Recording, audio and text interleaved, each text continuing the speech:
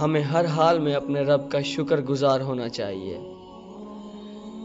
ایک دفعہ کا ذکر ہے کہ ایک انجینئر بلڈنگ کی 10ویں منزل پر کام کر رہا تھا۔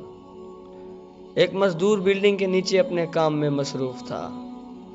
انجینئر کو مزدور سے کام تھا۔ بہت زیادہ اس کو آواز دی، لیکن اس نے نہیں سنی۔ انجینئر نے جب جیب سے $10 کا نوٹ نکالا اور نیچے پھینکا تاکہ مزدور اوپر کی طرف متوجہ ہو جائے، لیکن مزدور نے نوٹ اٹھا کر جیب میں ڈالا اور اوپر دیکھے بغیر اپنے کام میں مصروف ہو گیا۔ دوسری دفعہ انجینئر نے $50 کا نوٹ نکالا اور نیچے پھینکا کہ شاید اب کی بار مزدور اوپر کی طرف متوجہ ہو جائے۔ مزدور نے پھر سے اوپر دیکھے بغیر نوٹ جیب میں ڈال دیا۔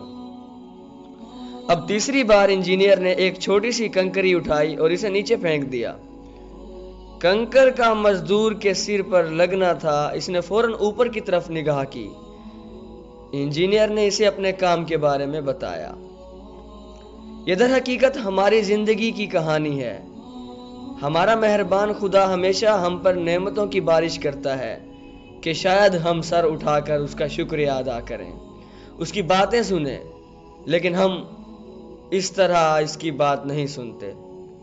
لیکن جو ہی کوئی چھوٹی سی مشکل، پریشانی یا مصیبت ہماری زندگی میں آتی ہے، ہم فوراً اس ذات کی طرف متوجہ ہوتے ہیں۔